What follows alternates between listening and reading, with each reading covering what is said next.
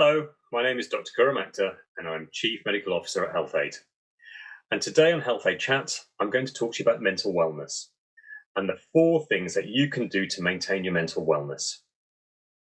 Now, the first thing is exercise, and I call this one of the foundations that maintains your mental health. Now, why does this work? So if, for example, I've had a really bad day at work and I've got a lot of clutter in my mind, and I go for a 30-minute run, at the end of the run, I feel physically drained, but I also clear a lot of that clutter out of my brain. If I do that regularly, I start to produce a chemical called an endorphin that naturally lifts my mood and makes me feel good about myself. But the key thing about exercise is that if I challenge myself and I say to myself, I'm going to run 5K in the next month and I meet that target, I condition my brain to deal with a challenge. Now, unfortunately, the one thing that I can guarantee you in life is that life will throw you a challenge at some point in the future. But if you've trained your brain to deal with a challenge, when that stress comes your way, your brain thinks, it's fine, I can cope with it. So on numerous levels, from a physical health point of view, but also from a mental health point of view, exercise is very beneficial. And the exercise can be running, it can be cycling, it can be ballroom dancing. It doesn't really matter what it is, as long as you can enjoy it, you can easily incorporate it in your life, and you can do it until you're 90. And I really mean that. Just to jump ahead a bit, I've been through the full cycle of care with people who've been really depressed or really anxious, such that I've had to put them on antidepressants. I've got them through their tough times and then got them off the antidepressants. And then 6 months later, they come back and see me and they go, Doc, it's gone all wrong. And I say, well, what's happened? How's your money? It's okay. How are your relationships? They're fine. How's work? No problems. And then I throw out the question, are you still exercising? And they go, no. When did you stop? 6 weeks ago. When did your mood crash? 6 weeks ago. And that's not a coincidence.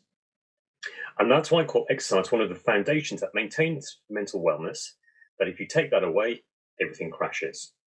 So it's a really important part of your mental wellness as well as your physical health to do regular exercise.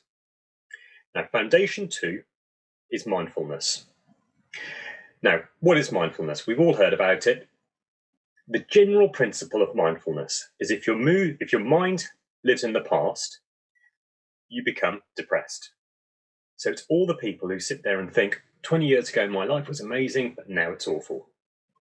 If your mind is in the future, you become anxious. So it's all the people who sit there and go, oh, if I don't send this email today, what will happen? If I don't do this today, what will happen? If I don't do all these things, then my life's going to fall apart. So what mindfulness teaches us to do is live in the present.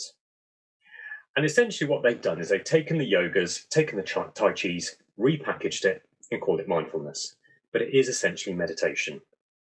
But the analogy that I give to my patients is that you've got to do it like you brush your teeth. Now, what do I mean by that? Number one, the mindfulness needs to be daily practice. So 15 minutes in the morning when you wake up, or 15 minutes before you go to bed, or 15 minutes on the train into work.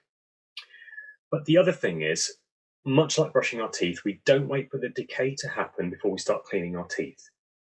We brush our teeth preventatively, and we need to do our mindfulness preventatively as well.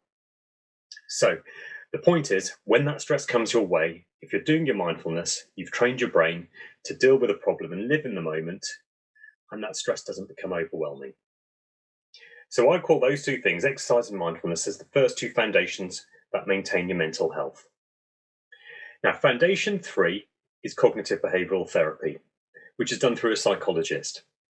Often you'd have to be referred by your GP to see a specialist. But what is cognitive behavioural therapy? On a very high level, what they do is identify what the problems are and then retrain your brain to think differently about those problems. So if that problem is causing anxiety, causing you to be low in mood, then it retrains your brain to deal with that issue, and then you can move forward and deal with the problem. Now, it's a great form of therapy, but do have a chat to your GP about it or your usual medical practitioner about it for more details. But that is foundation 3.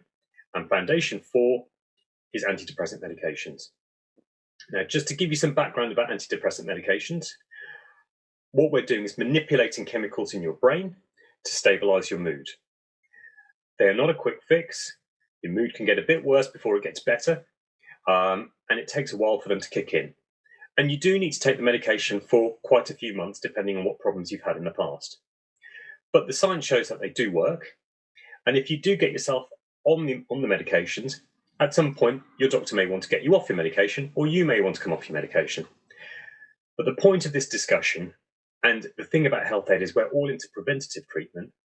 If you do end up in that situation where you're on the medication, if you've got foundation 1, 2, and 3 in place, we can take away foundation 4, and your mood remains stable. Often I see patients in my preventative health clinic where they're stressed and they're anxious, and I tell them that you should be maxing out on your exercise and your mindfulness, and if things are still a problem, then we go up to foundation 3 and foundation 4. Even my patients who are doing well in life and have no problems, I tell them max out on foundation 1 and foundation 2, exercise and mindfulness, and that enables you to stay strong when that stress comes your way. So those are the 4 principles of mental wellness.